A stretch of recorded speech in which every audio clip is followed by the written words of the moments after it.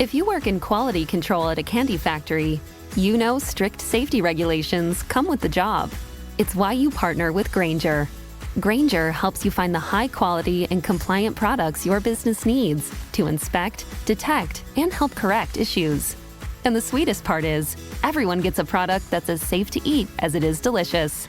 Call 1-800-GRAINGER, click Grainger.com, or just stop by. Grainger, for the ones who get it done.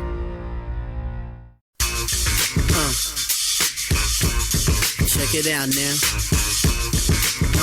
It is Wednesday morning, January 8th, 2025. Just got finished doing the Megapod. We are pre-draw for the first tennis slam of the year, the Australian Open. That is the difference between golf and tennis. Tennis, right out of the gates, we're like, let's do a slam. After like 3 weeks in Brisbane and Adelaide, and now they're going to Melbourne for the Australian Open. Gill Alexander, and as always on our tennis podcast, but he's very busy, so we can only do the pre-draw part with Drew Dinsick, _whale _capper, who joins us now, co-host of not only the Deep Dive with Andy Molitor, but also NBC Sports Bet the Edge, speaking of Australians, with Jay Croucher. Drew, how you doing, man? Hope you're well in Long Beach, unscathed by the fires, yes? Yeah, it's an apocalyptic scene here in the Southland, but I think they're starting to get things under control up in LA, and the smoke and the wind in Long Beach was never really a factor. So we got very, very lucky, but there's a lot of people out there that are hurting, and feel for them. I got friends got evacuated in Brentwood, Santa Monica. Yeah, it was not a great scene. My wife's family, her dad was, grew up in the Palisades, and so he's obviously pretty torn up about this. And yeah, it's as nasty. And it's okay though. We are resilient. We have some beautiful weather on the horizon, and they're going to get this thing turned around. I mean, you know this better than I, but it's like, that's the kind of thing that can never be prevented, right? Can happen any year, anywhere up there with the brush, right? Oh yeah, it happens some quasi regularly, but we had a bad cycle where we had 2 years in a row of a lot of rain. And so the fuel just exploded growth wise.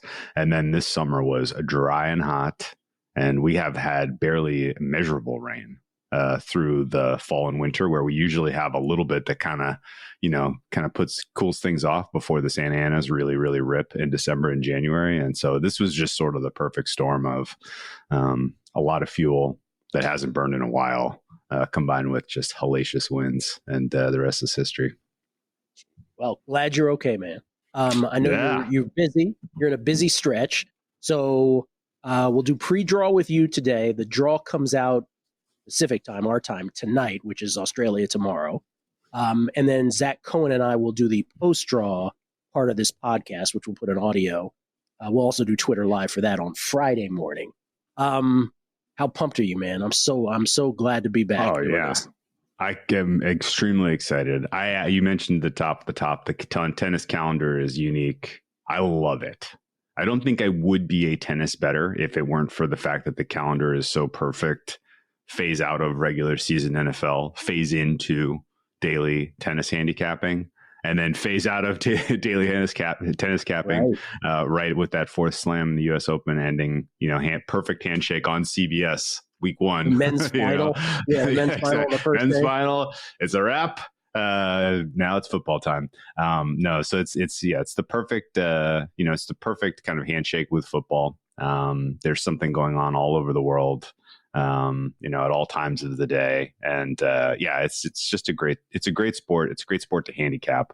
I particularly like this opening salvo down in Oceania. And the Australian Open itself is fun because, at least for me, it starts in the afternoon, right? So it starts kind of in prime time. Like you'll start to get a little bit of a taste of tennis, and then you fall asleep, and then you wake up in the middle of the night and you can't help but flip open Flash Score just to see what happened. And then there's usually if there's some straggling matches that are still on when you get up in the morning, then you have tennis with coffee. So I love it. It's awesome. And for the radio show that I do on Numbers Game at VSiN, the way that the time zones work, I can't really give the picks that morning because the way that the time zones are, that the handicapping comes after that. Yeah. Yeah. And then so that'll be on the vsin.com/picks page. Can we start with the ladies? Can we start with this? Because you were on a numbers game. You were kind enough to come on every Tuesday, and you were on yesterday, and we talked about the ladies' side. And so for the first time, the big sort of change, the sea change on the ladies' side is that for the first time in 2 years, seems like it's longer, but 2022, I went through all my futures.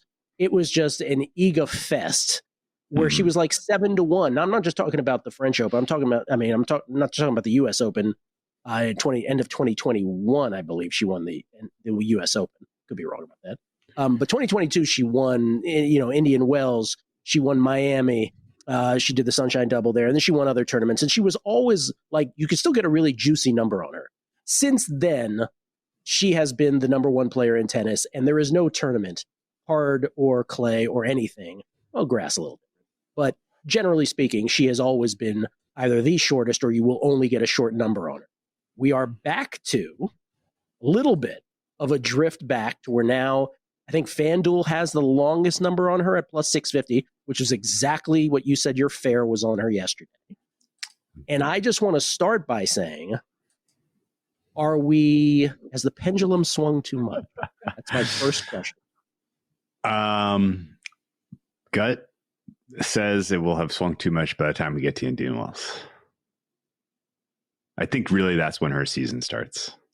And I guess we don't have the draw yet. So this is the part where we just get to color, right? Or we're coloring in what has changed, what is new, what have we missed? What is the current landscape?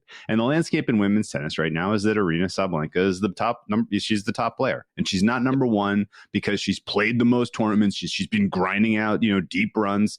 She's number one because from Cincinnati to the end of the year last year, she was untouchable. Now, she did lose her last two matches in the tour finals. And if you want to grab onto some sort of hope that she is defeatable, those were surprising losses.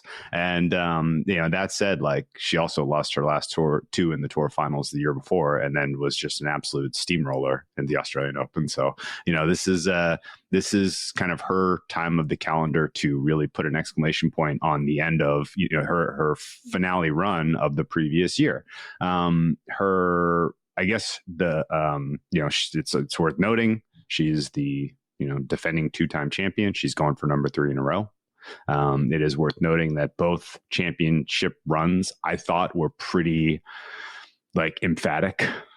This surface is fast. This is a fast hard court surface, and unless there are unusual wrinkles, which you're not going to catch until we see more quality play about changes that they may have made to the balls or the court or just unusual weather, this is going to be a tournament that plays into her strengths.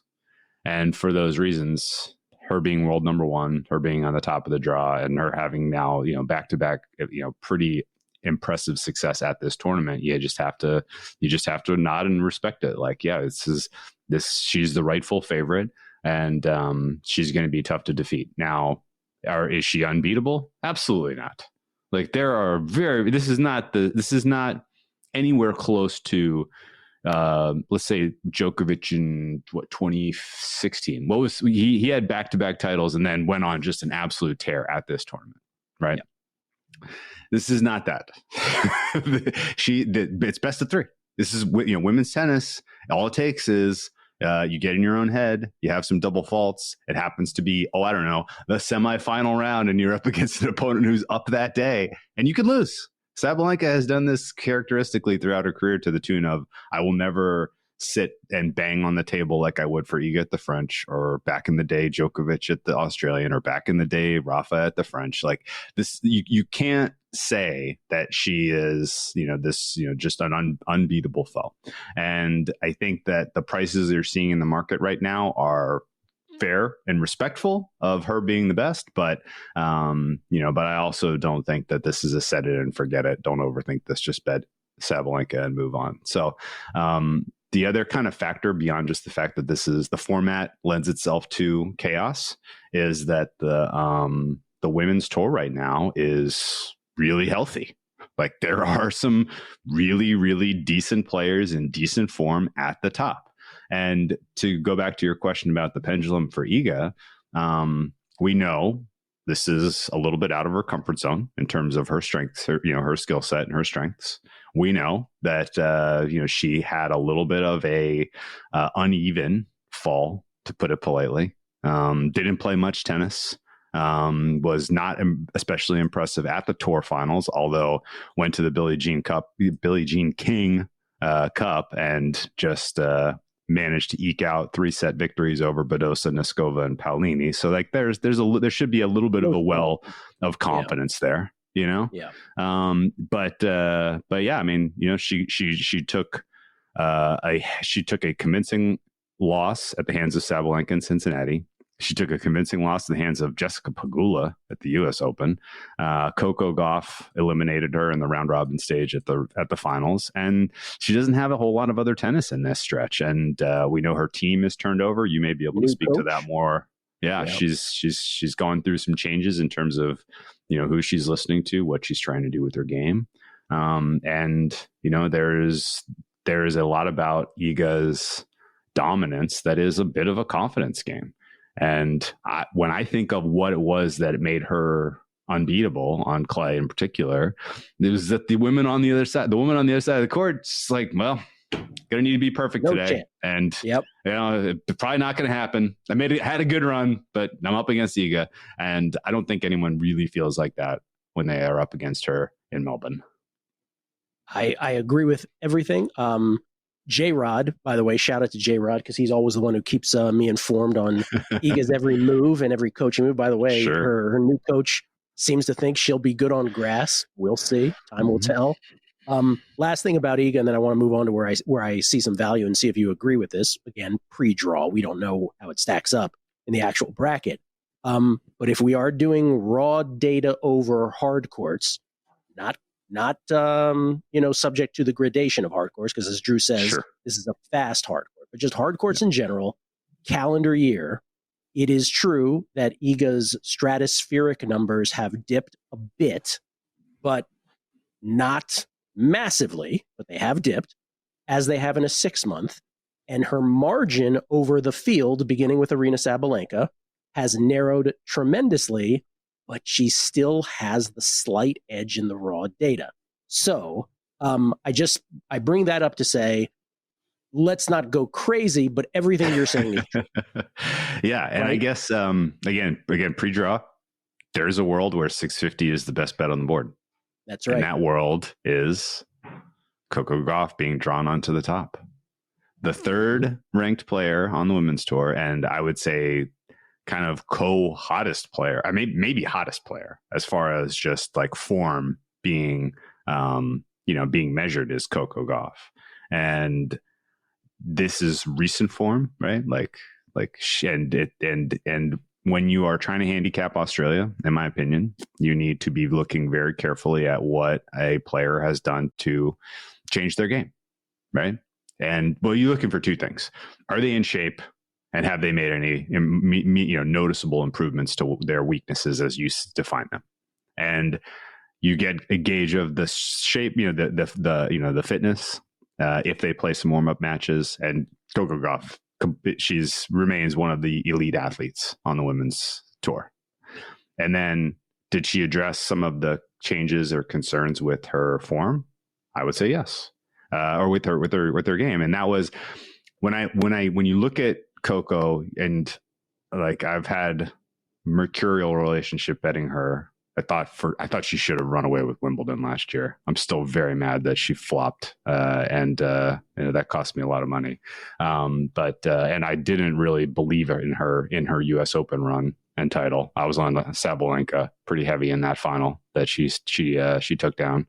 That was after her ridiculous summer, like in DC. Yeah.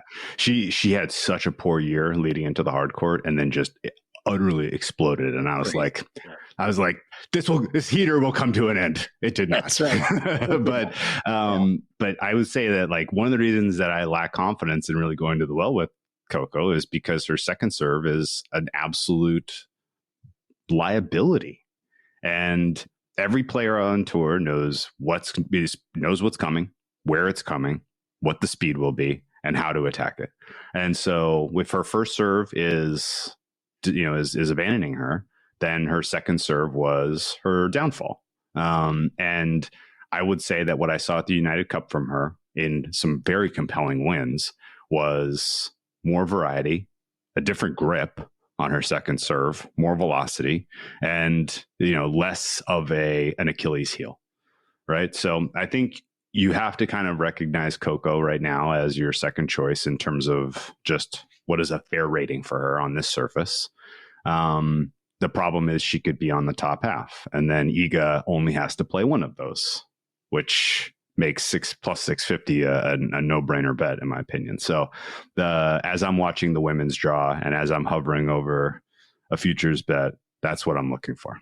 Where's Coco? Top or bottom? Where's Coco? Right. And that will be the most interesting thing on the women's side. And I agree with you.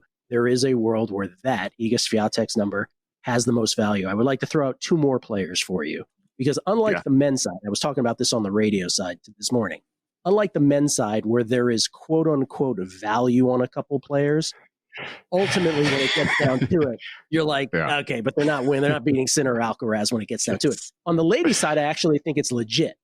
Sure. And these two players, for me, again, just raw data-wise on hard courts, and this passes the eye test also, Karolina Muchova, Mira Andreeva, who are both 25-1, and to me are priced way out of whack. Like, I don't have those as 25. I agree with that. They are both I would qualify as, again, quote unquote, in the mix here to ship. Mukova especially, her game is very, very tough on an opponent, right? Like there's a cleanness, a finesse, a structure, a vision that just it's tough. It's beautiful. It's very she's not an easy out, even if you are clearly the better player, right? We've seen this. Match is on player X's racket, and Muchova, like, she's just tough to beat. She almost got Iga at the French final a couple of years ago. She did. Was that last year? Probably should have. Was that? That was 2 years ago, right? I think that was 2 years ago. Yeah. And she's dealt with injuries, which is why her ranking is nonsense, but she's a top 5 player for me. And I think 25-1 is absolutely value. And honestly, like, maybe more even than her being likely or dangerous here to win.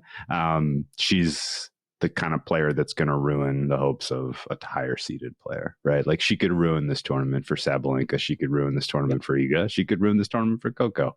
And what I mean by that is, if she's in their quarter, she could win that quarterfinal, and then all bets are off. So yeah, she's ranked low enough that she's not going to get a great. Did you see where her ranking is, by the way? She's seeded 20th. Like, she is literally a landmine in this draw. She's going to land somewhere and really, really wreck this, or just have the possibility of wrecking this for someone. And your Andreeva commentary is, I think, fair also. However, I would qualify it that she's less of a controls her own destiny, in my opinion. She's good enough to win, but I think there are certain obstacles, certain players she hasn't solved that she's going to need someone else to take out. Yeah, I agree with that. You, correct me if I'm wrong, when you were on a numbers game the other day, did you not bring up, because I thought of you as I was crunching numbers, and I was like, oh, now it makes sense. Did you not bring up Belinda Bencic the other day? Yeah, her story is fun to tell because her number was ridiculous. I think on the open first, just unshaped markets, I want to say she was like 150-1. I think there were a lot of markets, FanDuel included, that just didn't even list her. Speaking of potential landmines. Yeah. Speaking of potential landmines, yeah. And she has the high enough quality that she's going to be a factor. And her story is fun because Bencic was last a kind of a real contender. I want to say like Wimbledon 2023, right? And then she got pregnant. She had a baby. She had maternity leave. And then last fall, very quietly entered some lower stage tournaments to get her fitness back, to really kind of ramp up for this year, making a emphatic return. And I missed it entirely that she was even playing in November, December, or October, November. I didn't even see it, and went through the number, grabbed the numbers, crunched them. I'm like, oh man, like she's playing like a top 20 player right now. Like she's playing massive well. number. Yeah, it's very small sample size, massive numbers. They're lower ranked players, but she was doing what you would expect. Like she's getting the job done well. And then you look at the market pricing of her in some of those, and you're like, oh, okay. So match by match, she's being treated like a top 10 player, right? Like this is, no one's surprised by this. But then you marry that with the futures book where she was like 150, and you're like, well, this is stupid. This is clearly wrong. Betting that now. And then she looked great in her first couple United Cup appearances before belly flopping against Jasmine Paolini, who I think is also in the mix, but probably at the bottom of the list of mixed players. I was gonna go through certain players with you, and my question for her was going to be like, is it over? Like, is this thing over with Paolini or not? She looks good. Yeah. I don't see any of the, it was easy. It's easy to characterize her success in 2024 as fluky, but like she looks to be leaning into what was good about her game, which was going for the margins, right? Like not just rallying, not just being a backboard, but like literally trying to hit it into the corners. And if you're going to win in Melbourne, you need to be able to hit those precision shots. Like you're not going to get away with rally tolerance here. No way. And so, yeah, I don't think she's a serious contender, but I would have to give her more than like 4%. And the most adorable post-match interviews you will ever find. Yes. Also, and the least respected player by John McEnroe for some reason. Yeah, why? He's such a dick. He really is. Like, why is he so mean? Let me just throw out some random. If you had finished your thought, I can throw out some random. Yeah. No, that but Bencic. Yeah, I guess the final thought on Bencic is if you can still find a stale monster number, I would just put it in your back pocket. If you can't find that, then let's see what quarter she lands in, and her quarter price is probably going to be bettable. A little camera change threw me off. I'm so close to the camera. Because the question with Bencic, she's going to have a day rest in between matches, but is she fit? We don't really know. Like that looked to me at least like part of the reason that Paolini got her so convincingly, which was that she just like looked tired. All right, let's do rapid fire. Give a name. You give me your first thought that comes to mind. Rybakina. Okay. Mental disaster. I cannot believe her coach is back in her team. This is so bad. What a disaster. What a disaster. Like I went from like cautious. We remember when we talked about the kind of year-end number one conversation. Yep. I was like, she's got to go. Even Isevic in her corner now. Like they got rid of that abusive, clown that was on her team before. He was suspended. Well, now he's back. So he finessed his way back in somehow. And she seems like she's like a hostage brainwashed. Yes, exactly. It's and my specific opinion is he's been coaching her since she was a teenager. They have a romantic relationship, and so there's an attachment there that's impossible to just walk away from without collateral damage. And so we're apparently going to live through this for another year with her, which absolutely stinks. And I would be surprised if even Isevic sticks around. He seemed like he was caught completely by surprise. Is he already gone? No, he's not. To be clear, he is not. But yes, if you read between the lines, he's like, well, I'm here for now.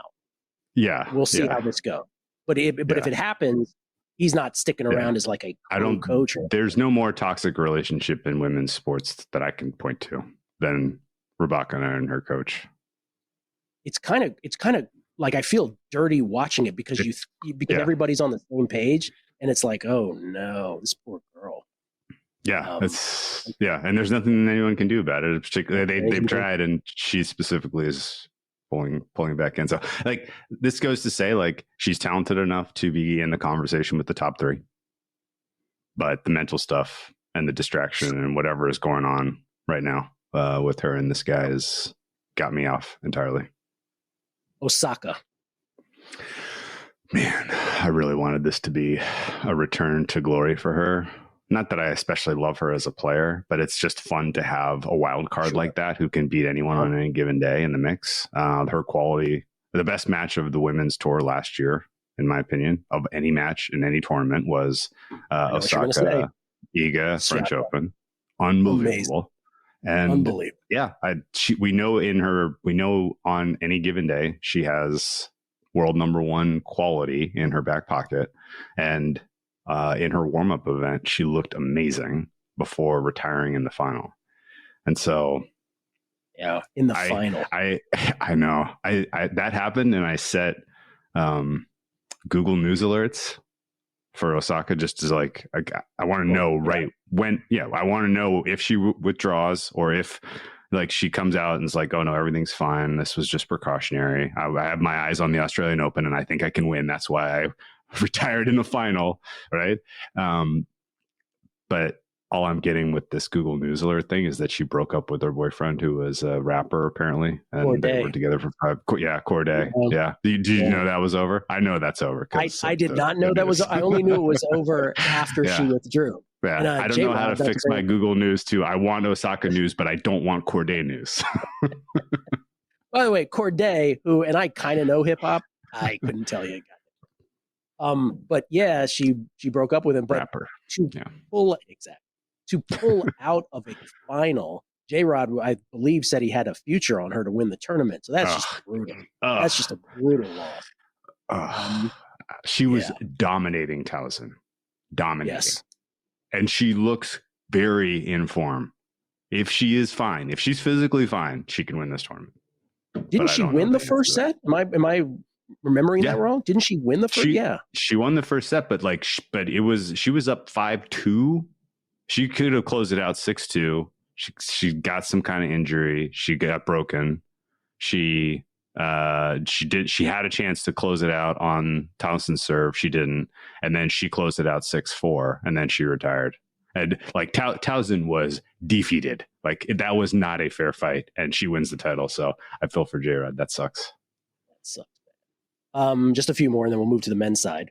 And again, this is just pre-draw thoughts here. We'll do the post-draw on Friday. Danielle freaking Collins, who refuses to retire. This is a mess. She's not a factor for me at all. And I don't understand what she was doing at the United Cup. I don't understand why she didn't retire, because it doesn't feel like her heart is necessarily in it to play. Maybe I'm wrong. Maybe I'm reading the situation wrong. She doesn't look fit to me. Maybe she seems like a lovely person, though, Drew. We got to give her. She's just the worst. You want a little conspiracy theory?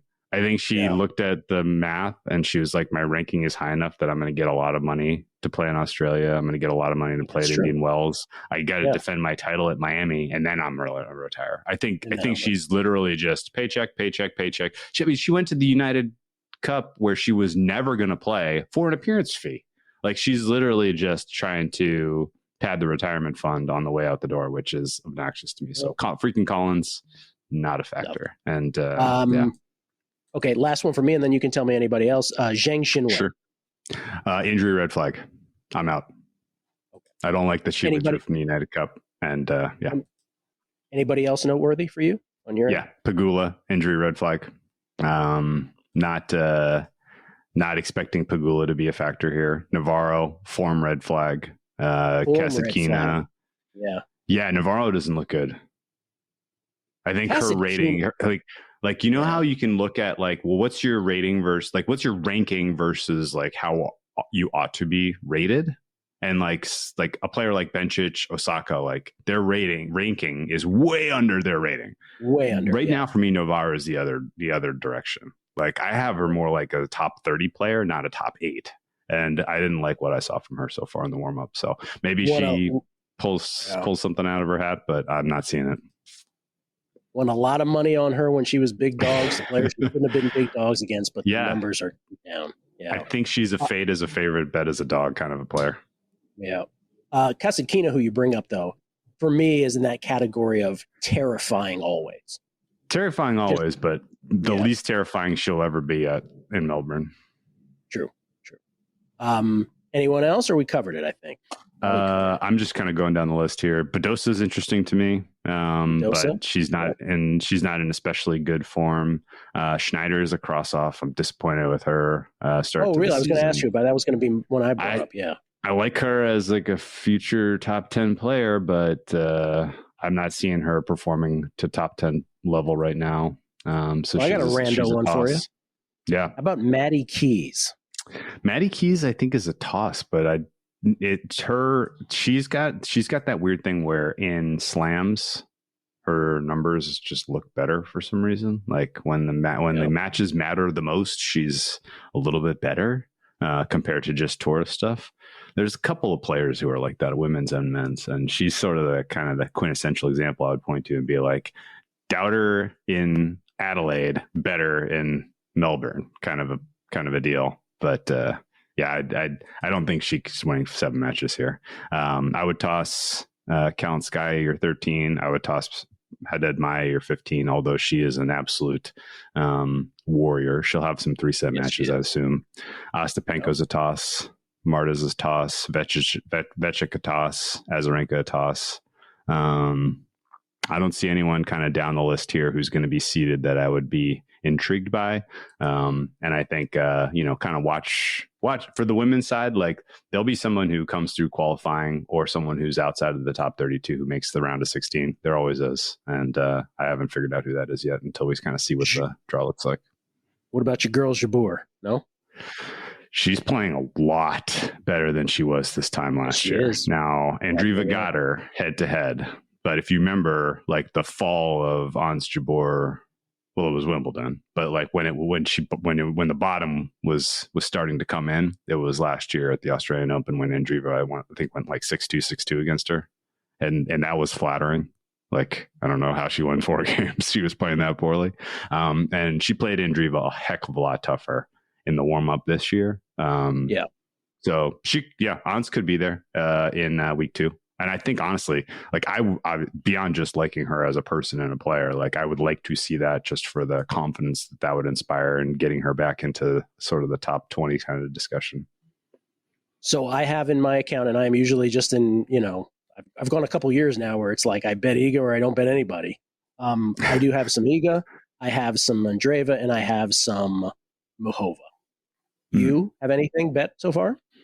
Bencic at monster numbers and waiting to see Coco Gauff top or bottom to make a decision on whether to get Iga 650. I think other than that number, I don't know that there's like a slam dunk. The market looks very close to my numbers. Yeah. Okay. You said fair plus 650 on Iga, and market general looks pretty close, consistent with your number. Okay. Let's go to the men's side. We don't have to spend nearly as much time on the men's side because, as I said, I could sit here and tell you, which I will right now, that I see quote unquote value, right, numbers wise, on juxtaposed against the futures market pre-draw on Alex de Minaur at 50-1 and a little bit of Grigor Dimitrov at 66-1. But unlike the women's tour, I genuinely don't believe that translates to a title. So I'm curious. So is this Sinner and Alcaraz and everybody else? Let's just be clear. Yeah. I mean, what do you mean everybody else? This is Sinner and Alcaraz. Like, I don't mean to be that glib, but like, does anyone really have a meaningful chance to beat either of those players in their current form? Not even Joker? Not even Djokovic? I'm very cool on him. And I think maybe there's kind of a couple of, I had the misfortune of watching some of Joker versus Riley Opelka. Oh, I saw the score. Yeah. Yikes. That is a player that Joker solved with distinction on fast hard courts when he was anywhere close to title town. and to see that, that was a big red flag. I'm a little like, I was kind of following him pretty casually through the fall just to see, like, is there any signal that he's like really ramping up for like one more Aussie title? Because this is really this is his home. I know he obviously has a ton of legacy at Wimbledon, but like this is it for him. Like this is his, Rafa Roland Garros kind of deal. And you know what you don't really want to see if you're thinking like, yeah, this is my final run. Like having a buddy coaching relationship with Andy Murray was weird. Doing all this press where you're talking about how like getting deported from Australia was like all this mental baggage and you're not sure you had gotten over it. And then going out and playing Opelka and having no answers for a guy who's so one-dimensional. Like all of these are negative ticks. He's coming into this now seeded 7th. So he's going to have to play, Sinner or Alcaraz in the quarterfinal. He's going to be, for me, my fair number on that is going to be like 4-1, 5-1 to win that match. And he's like 4-1, 5-1 to win the title. Like there's no way I could support it. And this isn't to say he's not going to play his way into form with a very soft draw, because they do love him here and they do like to give him favorable draws. But we'll see what ends up happening. He's probably a bet against for me in week 2. I believe you mentioned, well, before I get to who you mentioned, since you bring up Opelka, the serve bot type player, which I always struggle with because they just don't translate in terms of the numbers. Mepechi Pericard, like, is that your guy? If of all these guys, it used to be Berrettini was the kind of guy. He is the best. He is the best serve on tour right now. Yeah, the best. Yeah, best one on tour. Yeah, Mepechi Pericard is your top server on tour right now. Top server, right? But do you? Yeah. That alone could get him deep. You think here? Week 2, yeah. Week 2. I think he has the I forget what the saying is, but yeah, he has the lateral movement of a fire hydrant. He literally can't move laterally, which is hilarious. But his serve is amazing. Even when he's waiting for a serve, I'm like, oh, this isn't. Yeah, and I think actually for Pericard, what you were looking like, he's not even a rhythm and timing guy, right? It's just always good, which I think is kind of useful to think of. Like some of the guys who are live or die by the serve, like you can gauge, like, man, he just doesn't have the rhythm and the timing down right now. I never felt like that watching GMP, but I would say that as soon as he comes up against a player of quality who can kind of shape shots and really handle the get the return back in play, he's in trouble. And the players that I would kind of qualify in that discussion would be players like Alex de Minaur, even Casper Ruud. These aren't Ruud. I would not say he doesn't have a reasonable chance to win here, but he's going to get enough back to really frustrate Pericard. And then de Minaur. I think de Minaur is probably a little underrated looking at the board right now. I think I think there are 2 men who realistically can win this. I think we will unless Alcaraz gets seated on the top, this is probably just the Australian Open for the men starts on Sunday, January 24th. I said January 26th. No, I think the kind of the sorting after the top 2. Well, actually, I should say 2 things. I don't agree with the price at the top, and we can kind of dig into this a bit in a sec. But then the sorting beyond the top 2, I think is kind of nonsense.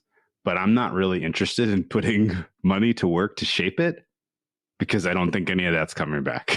I think that's exactly my point. It's like there's value, and then there's value that's just for the sake of value. Yeah. Right. Yeah. Oh, great. There's value. Who cares? Zverev is too short. Okay. Who cares? Djokovic is too short. Yeah, okay. Who cares? Like, honestly, I guess I think the right side to be on in the Australian Open men's tournament is the bookmaker side, because they're going to be writing a lot of losing action, I think, down the board in this futures market. Zverev is a toss. Medvedev is a toss, even though Medvedev plays phenomenally well here traditionally. I've not seen it right now. He did not.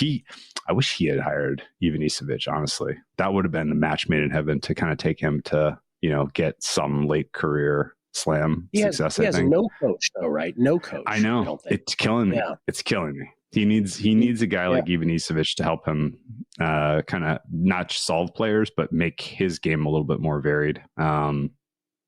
Yeah, so Zverev is a toss, Medvedev's a toss, Ruud's a toss, Djokovic toss, Rublev toss, Dimitrov toss. I know your price on Dimitrov was good, but he's dealing with injury. He's an injury red flag for me, so he's a toss. Tsitsipas is an aggressive toss. His performance at the United Cup was appallingly bad, like an appalling. Aggressive toss. Yes. Oh my God, he was like he was like, you're lucky to be in this draw, buddy. Like that was like, if you had to qualify for this tournament, I don't know if you're doing it. It was bad. Tommy Paul's interesting, but not good enough. Are he and Badosa still a thing? Or? I lost track of it. I did too. My news alerts for Tsitsipas, I turned those off a long time ago. he's not on my radar. Yeah. But Tsitsipas is a toss. Paul's interesting, but probably not in to the tune of his rank. He's rated 12th. He's probably ranked 12th. Rune, similar story, 13-13. And then Draper is way overrated by the market right now because he's an injury red flag. But he was so underrated last year, and now he's overrated. So underrated last year. And keep an eye on him because he's like got top 8 potential this year, but he's hurt now. Like he withdrew from the United Cup and then also withdrew from everything after the Australian Open, which tells you he's coming here for a paycheck. And that's right. maybe a couple of rounds. Like I don't think he should be anywhere close to the price he is in the market. But again, like I'm not interested really in getting weird there. I thought there was a chance Ben Shelton could be fun, but that's what I was going to ask you about because you brought him up the other day, and you did last night. Mensik took him down. Jakub Mensik, who's one of my favorite players on tour. Yeah, great underdog, kind of feisty. He stays, he'll out rally you, but like. Shelton now feels like he's on like the Taylor Fritz trajectory where he's just going to go through this rocky, underwhelming portion of time through his younger 20s before maybe peaking in his later 20s. We'll see. What about Taylor Fritz, since you bring him up? I don't mind making him the third choice, honestly. Wow. I'll listen to it. He played well at the United Cup, I thought. The player who gave him the most trouble, by the way, at the United Cup was Lila Fernandez in the mixed doubles. I don't know if you saw that, but he was like absolutely like flabbergasted by her serve. He was like, "What is happening here?" I could not get it back in. He was visibly frustrated. Coco Gauff was laughing at him, like, "What are you doing?" And everything else I saw from him in the United Cup though looked pretty dang good. And I don't mind making him third choice. How is Lila, by the way? Brief aside, how has Lila not gotten? She got to the U.S. Open final. Yeah, Raducanu beat her. How is she not advanced further? I would have thought she would have. She's been tweaking her game in ways that is not helpful. Like she's kind of getting coached backwards to a degree. I don't know. I don't think she's got the right team around her because she's growing. Like she's gotten more physically impressive. But yeah, the quality of her game is just not coming along. I'm sorry. I broke your basically, flow. Yeah. No, it's just, I think Fritz, make him your third choice. I'd put him over Zverev personally. But I also would say he should be like 4-1 head to head against Alcaraz and maybe 6-1 against Sinner. I always say this, if I came to you from the future and I said, guess what, Drew? Sinner nor Alcaraz, neither of them won this. Guess who won it? You would say. Okay, so that's going to happen. That's potentially going to happen at some slam this year, right? Yes, it will. Yeah. Probably the U.S. Open, though. I don't think it's here. It's always the U.S. If it's not one of them, who is it?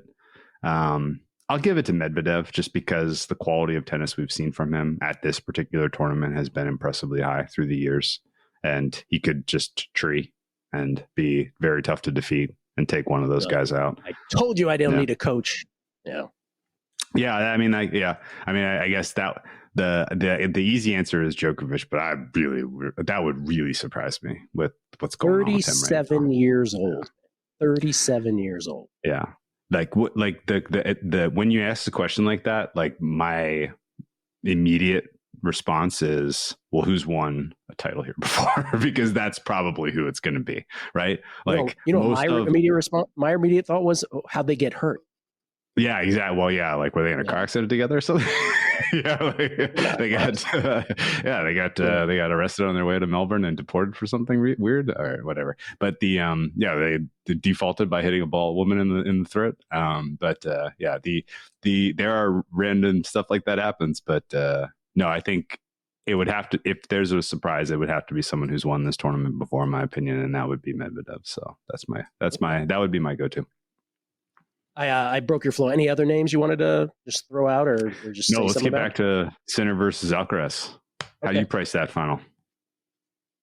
Sinner will be your favorite, minus 145. Okay, I'm not that far off. I'm like a minus 165. But when I look at the prices for Sinner and Alcaraz outright, that screams bet Alcaraz outright to me. Like his number's big, and there is a couple things. Kelly asked me that. I think Kelly asked me that this morning on the radio side. He was like, "Is that a little too high on Alcaraz?" Yeah, I think it is. And I think official pick for me is going to be, in fact, the only official bet I'll have on this podcast outside of the long gone numbers I took on Blind's bench is going to be Alcaraz outright. I don't really care about where he lands, top or bottom. He's just got to beat one man, and it's Jannik Sinner. And is that possible, Gill? Has he ever beaten Sinner before? Did he play him 3 times last year and defeat him all 3 times? Yes, he did. Like, he literally is able to raise his game and is a little bit in the head. He's a little bit in the head of Jannik Sinner. He's got a very impressive head-to-head record against that player. And I would also say that kind of the one thing that distinguishes their game in a neutral setting is that Sinner gets more free points on serve. Serves a little better. Alcaraz, to me, from what I've seen, just with looking at some of the practice tape so far, looks to have changed his serve. There is a slight difference in the kind of fluidity where there is less of a like a hiccup, less of a cock back. That is, I think, is going to give him a little bit more variety. It's going to make the serve feel faster, even if it's the same speed, just because of the fluidity. And I think the easier points are going to be there for him this year on this hard court, and I think he completes the career slam in a fortnight from now. Wow, career slam already! If that happened, which is just ridiculous. It just seems like yesterday when I was betting on him in a random clay court tournament at the end of the earth, late at night somewhere in South America when he was like 15 years old or something. Amazing. It's unbelievable. Yeah, that's the other thing. Like, people aren't really getting like I maybe Sinner can get better too, but I think Sinner is basically there. I think he's at the peak of his powers. Like, I'm not sure he's going to get more lateral quickness or more spin on his forehand, right? Like, he is who he is. I think Alcaraz still has more to grow. Yeah. They've also both had injury problems, but you get the feeling that Sinners are more debilitating. Yes, absolutely. And look no further than the fact that Alcaraz won the French Open with a freaking bum elbow on his forehand side. Like, he couldn't spin the ball on clay, and he still won the tournament, for crying out loud. Like, that's absurd. It's awesome. I'm glad we're here. Pumped. For those and I'm glad everybody's tuning in here live. Thanks to everybody tuning in live on Twitter. It is, if you are not a tennis bettor, it is. I shouldn't speak for Drew, but it's my favorite sport to bet. And I think it's Drew's as well. Definitely. And it only gets more awesome now here. And you're so right about the football point, which is tennis has the decency to just conform to the NFL schedule. It's a beautiful thing. Yeah. It's a disaster. Waiting till the Super Bowl's over and then deciding I'm going to bet college basketball. All right. Good luck. Good luck with that. I'm going to get into the NBA now. What's going on in the NBA? Oh, they're at the All-Star break. Good luck. Like, everything's been solved in basketball by the time you get done with playoffs. Tennis, you can solve stuff. And I guess a couple of kind of final tips here. Watch the weather. Keep an eye on the order of play. Keep an eye on players who spend 5 hours on the court in the heat. Yes. Really 4+ hours on the court in the heat on the men's side. If they're playing in the middle of the day down there, like there is this should be elementary elementary geography. This is in the Southern Hemisphere, and the sun in Melbourne in the month of January is literally like being under a magnifying glass. If you are playing a 4-hour match in the sun, which is what any of the courts that aren't covered is going to be, you are drawing dead in your next match. And so these are kind of the small sort of soft wrinkles you got to look out for. Like a lot of these players took a bunch of time off at the end of last season, went on vacation. They're literally just like you and I, kind of getting back to work. Holidays are over. Let's get in shape. And you can pick that stuff up by eye if you're watching. So there's a lot of fun wrinkles and fun ways to win match by match at the Australian Open that don't exist in the other slams, in my opinion. We should leave it there, but I feel like I have to say 2 words before we leave. Nick Kyrgios, is he even playing? I think so. He just got hurt. It feels like he has some weird sponsorship thing or something. It feels like this is a big gimmick. Yeah. Is he out? It feels. I don't know. Last article I saw, he got re-aggravated. I don't know if he's playing. I don't know. We'll see. But even if he does, a match or two, like he's not serious, right? I mean, I would pick my official prediction. He gets some sort of weird center court match against a player he should beat based on his serve, and it goes 5 sets and the crowd loves it, and it's the most entertaining match of the first week, and he probably wins and then withdraws. That's kind of the good guess. But I'm glad you included the point about cumulative effect of being on the court for a long time. Dude, it's as big as anything. Sinner won this tournament last year because Medvedev spent 20 hours on court. I will go to my grave. Sinner was going to lose that match the way Medvedev was playing, but Medvedev ran out of gas. Like that was a 5-set win for Sinner because Medvedev was like, I think he played 4 5-setters into that one, and then just completely hit the wall after winning the first 2 sets. And you could see his strategy was like, look, man, I got to leave it all on court. I got to break him early. I got to get him to quit. I'm not making this. I can't win a long battle here. I'm out of gas. And that was I had a lot of Sinner into that tournament, and I had an absolute like shove once the tide turned in that 3rd set. It was like, it's over. Like he can't get one.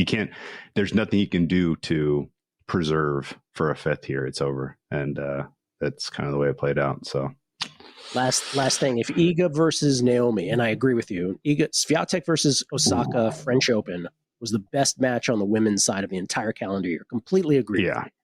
With you. What was it on the men's side? Because I cannot come up. It was a painful one for me for a couple of reasons. It was Djokovic gold medal over Alcaraz. 7-6, 7-6. I think that was his goodbye. That was it. That was the last thing he needed to do for his career. Yeah. Yeah. You were heavily on Carlitos there? Yeah. I had a lot of Alcaraz to win the gold, and I had a lot of Spain to get over 4.5 gold medals, and they ultimately got there, but it took some very, very fortuitous things to happen to get to 5. They just got their nose over the line. Alcaraz winning the gold would have been a lot more comfortable, but yeah, that whole thing was weird. Yeah. That was the most impressed I've been with Djokovic since he beat Federer at the Wimbledon in 18, 19? Federer's last Wimbledon? Or his last final? You remember that one? I couldn't tell you. 18 or 19, yeah. I agree with you, though, that was his last salvo. That was the last thing he needed for his career. That was the one thing he didn't get. There's his gold medal. Drew, appreciate it, man. Thank you so much. At @whale_capper for Drew on Twitter. Deep Dive with Andy Molitor, which, as I told you on the radio side, I don't go more than a few days without somebody saying to me, I love those 2 guys on that show. Really? Seriously. I'm not making it up. They love you guys, banter between each other. We got to have you on in the off season. You've never been a guest on the off-season pods. We really slack in the off-season now in terms of really trying to get good guests, but we got to get you on these days. Talk a little French Open, talk a little Indian Wells. Yeah, let's do it. Are you going to Indian Wells this year? Are you going this year? I'm going to be out there then. I haven't got tickets yet. I haven't for sure secured it, but I really hope it works out. I went 2 years ago. Remind me not to drive again through the desert. Ooh, it's bad. That's the long. tired drive. There's a moment there where you're like, if something happens to my car, I am a. You know what else? There's also a 35-minute Southwest flight from Las Vegas to Palm Springs. Palm Springs. Yeah. Idiot didn't do that last time. I'm like, this is going to be awesome. I'm going to drive. It's so great. Jackass. Thank you, Drew. Appreciate it, man. Good luck with all of our bets round by round. Appreciate it, man. Of course. Hey, take care. Thanks for listening, everybody. We'll do the post-draw Friday morning with Zach Cohen. Thanks for listening. All right, so now after Drew was kind enough to come on the podcast to do the pre-draw Australian Open with us, now the draw has come out, actually came out 36 hours ago, right after Drew Dinsick and I did the pre-draw portion of this podcast. So now we get to react and bet. Some of us already have our bets with the draw out there now. So 36 hours later, Zach Cohen joining me to talk the Australian Open draw. Zach Cohen on Betting on X on Twitter. Let me tweet out the live link because I didn't remember to do it when Drew was on. Zach, how you doing, man? I'm doing well. I'm really excited for this tournament. I feel like, the tennis off season's really short, but I feel like I did get recharged a little bit and ready to go. I felt like I had other things going on, but I felt like I needed that off season. Yeah, I could have used another 2 weeks, but once I saw the quality of play at the United Cup and stuff, I was pretty much pulled right back in. The thing that got me was the end of season finals, the WTA finals, to me were weird this past year. So I think that sort of threw me off, where I was like, wasn't this supposed to be outdoors? And then there was like nobody in the arena watching it. And so I think that was sad. That was sad. Yeah. Zach, by the way, all his stuff at VSiN.com, not just tennis, but every sport that he does, college football, pro football, you name it, Zach is talking about it. But Zach is a tennis guy. Zach works at the Tennis Channel. Tell everybody what you do at Tennis Channel, because you do a number of things. Yeah, so before coming to VSiN, I used to work for a company called 1010 Media, which was a content creation company. And one of the partners that we had was tennis.com. So I was effectively serving as the senior editor there for a few years under a guy named Ed McGrogan, who worked with me at the company. Now Ed is full-time with the Tennis Channel as the senior managing editor there. And they needed somebody to come in and help them with betting. He reached out to me. So now I'm helping them just in a freelance capacity, like a story a day during big tournaments. But I do a live show with them that will be on later, at 4 p.m. Eastern. And just do a lot of betting stuff for them. But I will be handling everything internally with VSiN. And I do give out more picks for VSiN than I do there. Love it. Okay. So you want to start men's or women's? Would you pick your poison? What do you want here? Let's start women's. I thought there was a clearer picture with the women's. Okay, let's start with women. I was going to say that since we started ladies with Drew also. So this comes out, and I'll tell you what I've been saying on the radio side, and you tell me how much you agree or disagree, which is this really worked out for Iga more than anybody. Yeah, so I wrote it at VSiN.com. I had no interest in being on Iga in this tournament. And then I saw the way the draw shook out, and it's just like, you got to put someone in front of her that could beat her. And I don't think that there's anybody that can do it until the semis. So I looked at it. I did want to kind of stay off early in the season, but even with, struggles on, hard courts, faster hard courts, she still had the best record on hard courts last year of any player in the WTA Tour. She's won a lot of tournaments on this surface. I know that the major stuff has not been great since the 2022 US Open, and she has not been great at the Australian Open, but she's still a great player. And you have to, like I said, you have to put someone in front of her that can beat her. I don't think that there are many players. So let me just sort of explain that to folks. So basically when the draw comes out, there's a random nature to it. And what ended up happening, at least by my numbers, is out of the top 10 hardcourt data players on the ladies' side globally, Iga ended up Q4, Rybakina ended up Q3. The other 8 are all on the top half of the draw. And so what does that mean for Iga? It means, what's your potential path? Siniakova, volley nets. Then it's Alexandrova, Raducanu, or Anisimova in round 3. Then it's like any number of Kalinskaya, Azarenka, Gracheva in round 4. I'm just making up names at this point, right? To just add some interest. I actually pulled out, so it's not even her. Yeah. Who just pulled out? Barbora Krejcikova, is that what you said? Krejcikova pulled out. That's right. Quarterfinal would be Navarro, Kasatkina, Jabeur, Putintseva. Yep. So you're right. Like until the semis, which would be Rybakina or Paolini or Keys or Collins or someone like that, right? It's just she couldn't have gotten a more favorable. Yep. And so did you bet her quarter price? Is that what you ended up doing? So I took Iga plus 105 to win the quarter, and I put 2 units on that. But I also did put Iga plus 480 to win the tournament. And that kind of goes with the fact that I have Rybakina 10-1 to win the tournament. And I would just love to get to a situation where I have both semifinalists and whichever one wins. And, I have a good number in the final. I mean, I don't know that I think either of them will beat Sabalenka on hard court, but I feel really good about one of the two getting there. I have Iga plus 550 and 5-1 to win it all. The 5-1 was post draw, which I was shocked that it was still out there. And I have not made the Iga quarter bet too, but I absolutely will be making that. I think there's an even money that's still available. So I will make that bet. I'm with you there. Beyond that, on the ladies' side, did you make any other quarter or outrights? Yeah, so I have Rybakina 10-1. I took that before the draw. I just kind of saw her floating out there before the tournament, and I didn't really understand it. I do think that at the very worst, she's the 3rd best hardcourt player in the world, on quicker courts especially. Just a really, really good server and a big, powerful game. And there's a lot of weird stuff going on with her coaching team. That's the only thing I'm really nervous about is, she brought on Goran Ivanisevic, Novak Djokovic's old coach, got rid of her old coach who was suspended by the WTA, but then last week announced that he's going to be joining the team in some capacity. Ivanisevic is not happy about it. I feel like nobody is happy about it except for her.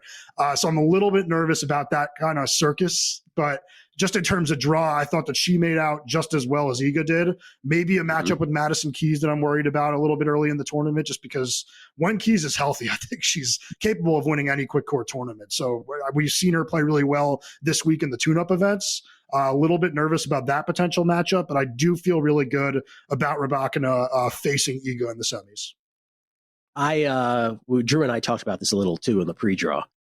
That thing with Rybakina, and this sort of drifts off into non-tennis stuff, right? Because we all agree that Rybakina is one of the best players in the world.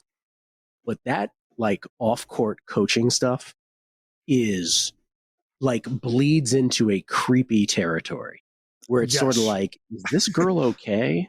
Like no one can do anything about it, but it's like someone might need to help her. Because this could feels like this brainwash. I think was Drew's word. I think is the right word, which is it feels like a brainwashing situation where you're like, and I don't know if I can, getting back to the betting, and you alluded to it, it prevents me from betting on her. It really does, because I'm like, I have no idea when she'll just go on the fritz.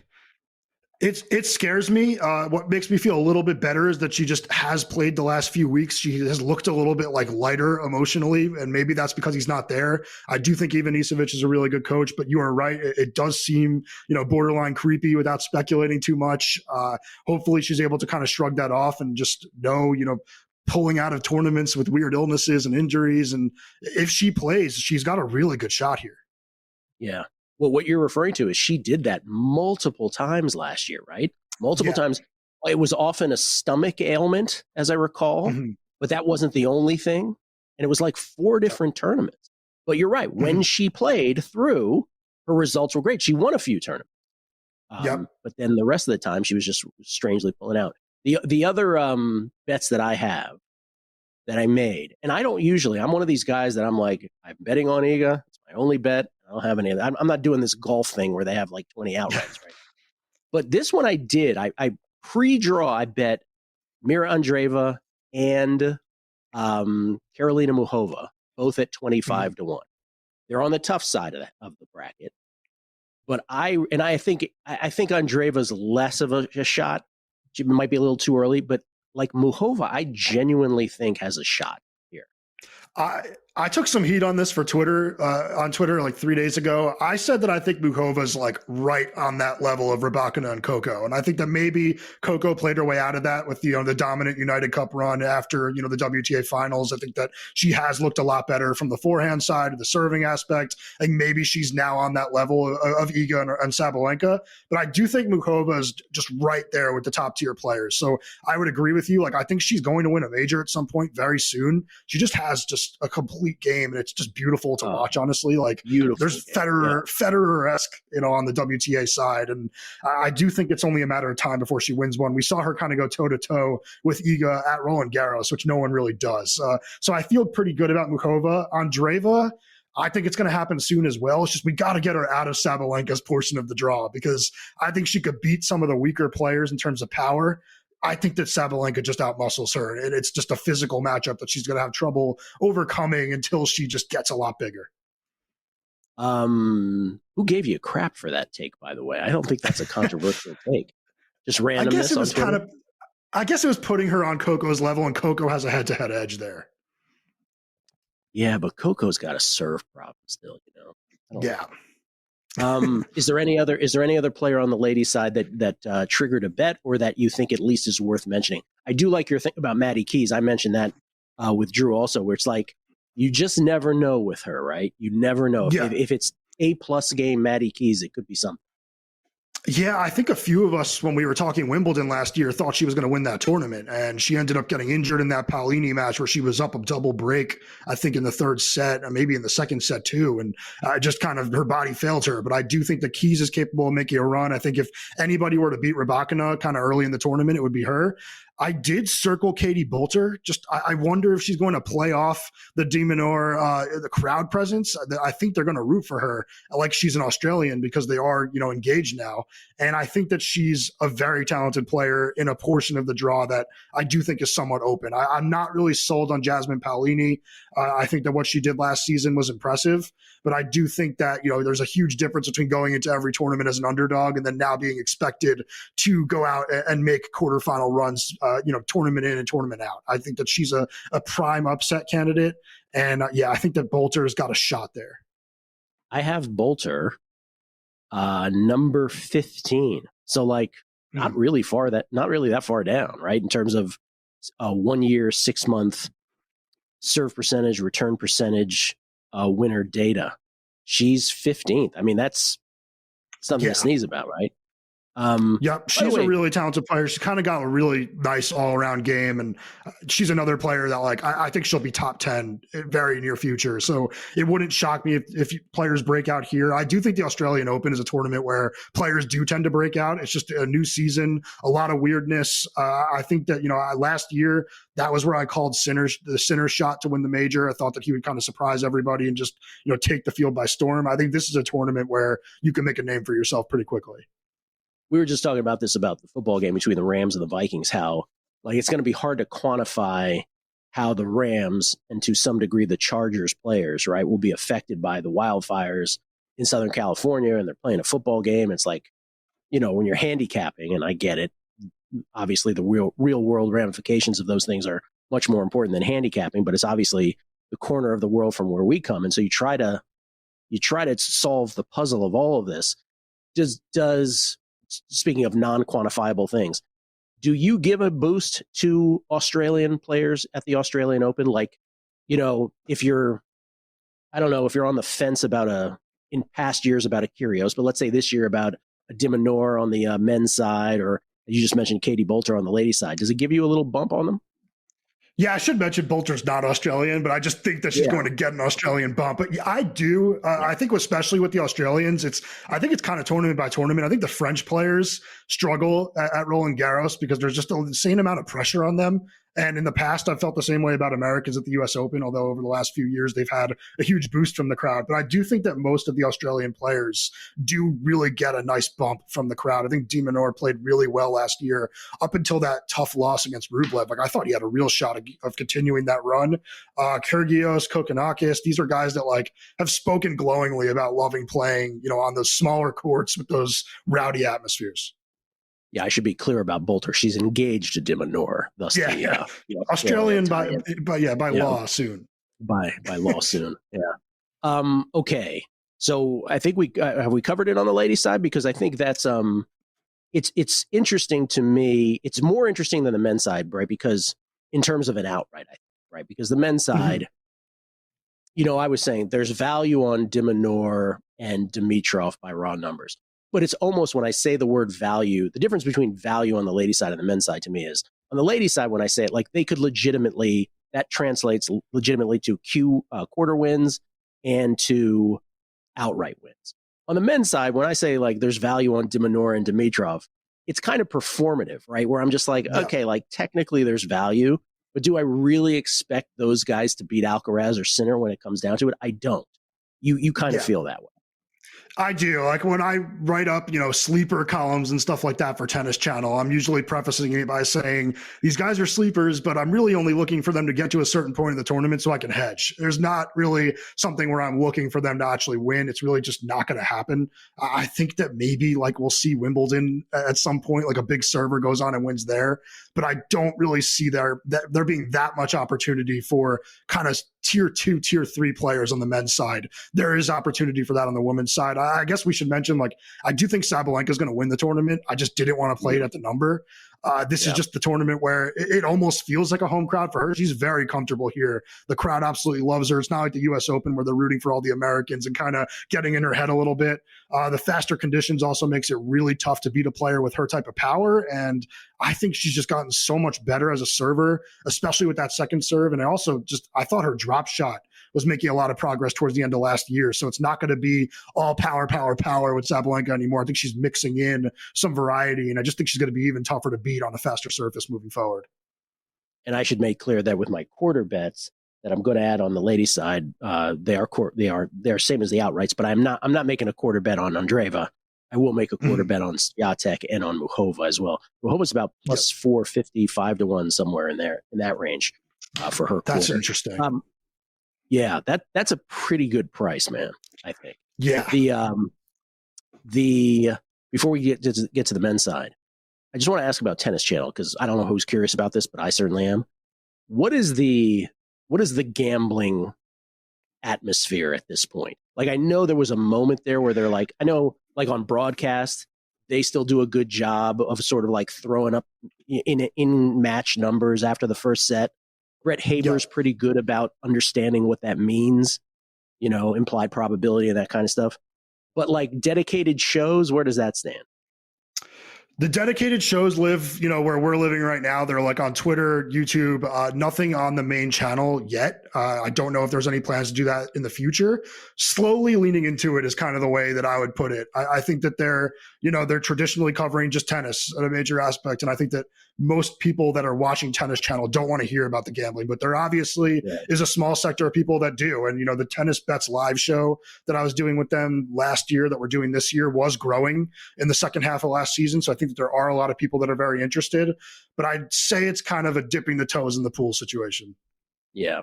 I feel like that sentiment that you just mentioned, though, is true, which is we have to remember, or at least I have to remember, right? Because it's in our DNA that, we're betting all these sports.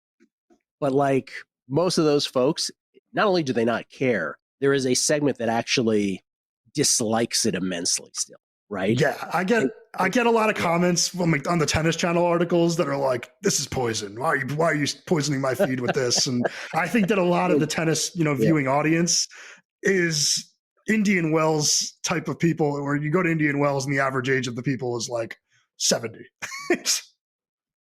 I've been to Indian Wells and I can attest to that. It is like you're bringing the average age down. The country club video that might have been shot there, the one that Kelly posted on a numbers game, he might have shot that there.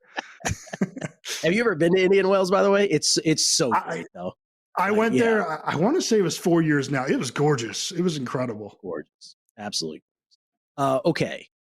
To the men's side, I feel like we have a simpatico bomb here that we both bet. And maybe we start there, however you want to start on the men's side. We can start there. I mean, people are going to look at it and think we're crazy. So that's kind of why it's fun to start with it. But I don't think we're crazy. We're not crazy. I actually did it in a different way. I took Joao Fonseca and Andre Rublev to win quarter 2. and they are playing in the first round. Don't they play? I'll lose one of those. I'll lose one of those bets immediately. But I do think that the draw opens up very nicely for both of them once it happens. And Fonseca's the one that you might look at that and say, who the heck is this guy? He's an 18-year-old that just won the Next Gen ATP Finals, became the third 18-year-old to do that in history, joining Carlos Alcaraz and Jannik Sinner. This is a guy that absolutely dominated challengers last year. Yeah, it's a nice list. He dominated challengers last year, played really well on the ATP Tour. And if you watch him, I think the elevator pitch for him is like, if you watched him from the top row of Arthur Ashe, it looks like Jannik Sinner playing in Iga Swiatek's clothing. He's an on cloud guy. He's wearing a goofy outfit, but he plays exactly like Sinner. I will give it. So you and I came to this separately in different ways. By the way, I bet Fonseca to win Q2 because I'm not, again, outrights. Look, it's Sinner and Alcaraz. I think, again, it's performative, and I raise my hand as saying I can say there's value on someone else, but it feels performative. Even though I did sprinkle a little on Dimonor and Dimitrov because it's, somehow I can resist the fact that I had to put something on it. But Fonseca is, and again, if you're just doing this by the old, and I shout out our buddy Dan Weston, who's to me is the guru of all of this with tennis data. You look at Fonseca's number, and it's funny you bring up Iga. Because part of the reason that I was ahead of the Iga curve before she joined the main tour is we had access to her numbers off the main tour, right, before she elevated to the main tour. And so you could see the gaudiness of those numbers, and you're like, oh, wow. Like, even if you step up competition, right, that's always the worry in tennis handicapping. Is like, okay, those are her numbers or his numbers. But now, even within a tournament, you're like, okay, he's beating these players, but now they got to play this player, so it's a step up in competition. So how much does that data really translate? But if it's at a certain level, it tends to translate. And Fonseca's numbers are through the fucking roof. I may be so. They are really unbelievably high to the point where you're like, okay, this is on the radar, right? And I got to tell you something. This is a player that I've bet on before. VSiN.com/picks for all of my picks and Zach's picks for VSiN subscribers all year throughout the tennis calendar on all surfaces. I've bet on him before, and I have to tell you, these numbers kind of snuck up on me. Like, this wasn't the case, and now I'm looking at them like, where did this come from? But they're out of control. Where if, and it's a small sample size on the main tour still, but if you are to buy into them, you should absolutely be making a bet on him here, I think. And so I did at 14-1 for the quarter. Let me be clear, for the quarter. In a quarter that is, let's be honest, it's Fritz, Medvedev, and others, right? You just mentioned Rublev, but there's others. There's Mepechi Perricard and Monfils and Popyrin, who's speaking of Australians, that kind of thing. Shelton is in there as well. But it is the Fritz Medvedev quarter, which is why I'm making the bet, right? It's not the Alcaraz or the Sinner. Yeah, and I identified this on VSiN.com as well. I did a full draw breakdown, and I noted this is probably the quarter with the most opportunity. I think that Medvedev is somewhat cooked. I don't want to rule him out completely, but when he was, the best version of himself, he was a very, very good server. That is gone. His whole percentage has plummeted from like 87% down to 80%. He's no longer winning those, service games easily. That means that he has to outgrind his opponents every single match. At some point that catches up to you physically. This tournament, I believe he did not play in any tune-up events. So I'm kind of curious to see if he's even able to do that. He has a very easy, very early draw. But once he plays a really good player, I really worry about him being able to just, win his service games easily and just out-muscle them in any way. Like, he has to be able to win points against a guy like Fonseca who can cover the court at really, really high level. So I kind of am no longer there with Medvedev and Fritz. It wouldn't shock me if he made the semis again. I do think Fritz is probably the fourth or fifth best player on tour now, but having to go through potentially GMP or Shelton, just all these big, big servers, those are matches that are kind of like 50-50. And just seeing him coming out on all of them is a little bit unlikely to me. So I thought this was a really good opportunity for Rublev to either make his first semi or Fonseca to break out. And I did want to kind of pump the brakes on Fonseca before the tournament, but when I saw the draw, I was like, if he does get by this match, there's really no one stopping him until Medvedev, and I do think he could beat Medvedev right now. And people should understand that. Like if he loses in the first round, it's like not a shocker either because it is Rublev. No. But if he gets by that, oh boy. By the way, with Rublev, him like having this quarterfinal ceiling, thing or not a thing? Will he ever? I think it's not a thing. I don't believe in like that type of stuff really at all. I just kind of think it's, you give yourself enough shots at the at it, you're just going to break through eventually. Like he is so freaking talented that I that's why I kind of think like I would like to see him play Medvedev because I think he would whoop him right now. I don't think Medvedev can stay with him right now, and I kind of would like to see him break through and get to the semifinals instead of breaking his knee against Fonseca and cutting himself by hitting his racket into it. That's going to be really hard to watch if he goes down early. But man, I was going to say at least he's a very calm player when things go wrong. Yeah, he can handle a first-round loss to an 18-year-old as well as anyone. It'd be great.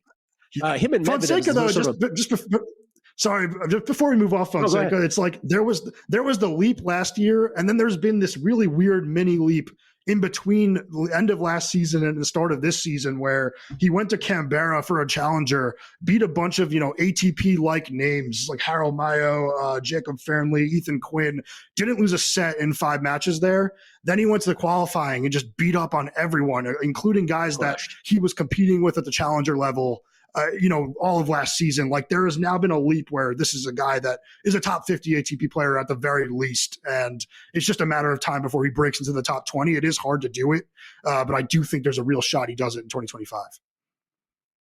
What other men's side thoughts do you have after the draw has come out? I mean, does this joke? I remember actually my headline, and which I think was yours too, which is, this is the first thing I said. I said it to Kelly on the radio side, which was, if you've watched tennis for as many years as we have and bet on it, just the fact that Joker is a 7 seed, right, is like, wow, he's a 7 seed. He's 37 years old. And so he ends up in Alcaraz's quarter. That's you actually gave him a shot at winning this, didn't you, before the draw? I took Djokovic plus 450 before the draw, thinking that he would possibly be able to avoid that type of quarterfinal matchup. Honestly, I no longer really like Alcaraz or Djokovic. I just think that the task of potentially having to beat, whichever one it is in that match, if it's Djokovic beating Alcaraz, Alcaraz beating Djokovic, having to do that and then face Zverev and Sinner in a 3-match just gauntlet seems really difficult to imagine someone coming through that. Well, if anyone can do it, it's Alcaraz. Yeah, that negates my next question, or maybe it doesn't. What I was going to say, do you think Alcaraz is a little long here? Like there's actual value on him to win it all? I think that what you're seeing with the price is baking in that is that he, has to face Djokovic, who beat him, at the Olympics, has to face Zverev, who has had success against him in the past, especially on quick courts, and then would have to go and face Sinner, possibly very fatigued in the final. So it wouldn't shock me. I mean, this is probably the best price you're going to get on Alcaraz all season. So if you do want to take him to win a major and you want to take it at long odds, I would guess this is going to be the longest we're going to see him all year. I really feel like this is no like massively amazing comment, but I really feel like we're going to learn a lot about Djokovic here, which is, we just saw him get beat by Opelka. And it's, if he doesn't perform well here, I think everybody's brain will immediately toggle to, again, what Drew and I were talking about, which is, and we said this at the Olympics last year. It's like he got his gold medal. This was the last thing he needed in his crown of amazing things. Yes, he has 24. There is one more thing, obviously. He has 24 majors, which for those who don't know, that's the most for a man. But Margaret Court also has 24 women's singles title. So Djokovic, in getting 25, would be top of the heap in that way, anyway, if he cares about such a thing. Some people do. But if he doesn't perform well here, I think we will quickly go to, that was it. It was the gold medal, and now he begins the Rafa farewell tour, if you will. Kind of thing. Yeah, I think it would either be, it either has to be here or Wimbledon. Or I think that's kind of it. I feel like if he does not win one of those two, I think I would look at him as kind of on his last legs. Having said that, like he's a really driven guy, and I know that he got himself up for that gold medal.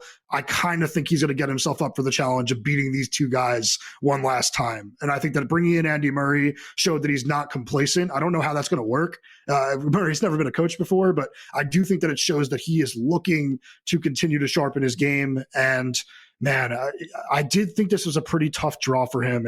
Just in terms of early round matchups too, like Tomas Makac is a player that I think could potentially beat him. If he's healthy, it's a guy that I think has all the firepower in the world and has struggled with cramps and stuff throughout his career. Once that goes away, I think he'll be a mainstay late in tournaments. And I think that Yuri Lehechka is another player that if you were to face him in, I believe it'd be the fourth round, just kind of has the serving power and just overall baseline power to give him trouble if he's not fit and playing at his best level. I have, after you get through the, obviously, Sinner Alcaraz, but then through Djokovic, de Minaur, Dimitrov, Zverev, Fritz, Rublev. I'm just talking about hard courts without gradation on these. Draper, Medvedev, Tommy Paul. But then it's of the next players on tour after like the usual suspects on hard, Popyrin, Korda, Mensik, Lehechka. Mm-hmm. Where do you have Auger Aliassime? Because that's one of the only other futures I made was I took Auger Aliassime 16-1 to win quarter four. I have him a bit down, but he's one of those players that often defies the numbers. You know, it's like there are certain players, like, first of all, the big servers always do, where I'm like, no matter what the numbers say, I'm always like, do I really want to bet against Opelka here? Do I really want to bet against Pechi Pericard? They kind of go out the window, right? Because their serve numbers are so good, but then the return numbers are crap. So it kind of doesn't translate. I don't have him very high, but he's one of the non-serve bots that seems to defy those numbers pretty consistently. Yeah, I feel like, I don't know if it was the end of 2021 or 2022 now, where he was playing at like a top 7 level. And I do think that there's a chance we end up finding that again at some point. And he's another one where it's like my Rublev Fonseca play where he can go out in round 1. He plays Jan-Lennard Struff in the first round, and that's going to be, a server's battle battle that's almost a coin flip. So a little bit nervous about that. But if he makes it through there, I think he's got the best shot of facing Zverev out of anybody else in a potential quarterfinal match. I remember a year ago, Struff was the kind of guy where like, oh my God, I can't believe his numbers are so good. Those numbers are muted now. They're back to where they once were. Weirdly 34 years old. It's like he had a late career prime. Right. That's right. 34. Wow. Okay, about that, before we get to, because I haven't really dove into the first round matches yet, but there are some great ones. Like, it is startling to see, oh, wow, Sloane Stephens is playing Sabalenka. Not that Sloane Stephens is going to beat her, but Sloane Stephens is playing Sabalenka in the first round is sort of like, wow, that's amazing. You don't see that very often. Or Jari, who did Jari end up playing? Nicholas Jari? It's Jari against Sinner in the first round. Like, Jari was very recently a top 20 player. It's crazy to me. Right. That's a crazy first rounder. Before we move on, though, the Q4, because obviously Sinner is Q1, Alcaraz is Q3. I have that right? 3, yes, with Djokovic. And I mentioned, the Fonseca player, and this is the Medvedev Fritz Q2. Do you see anyone challenging Zverev in Q4?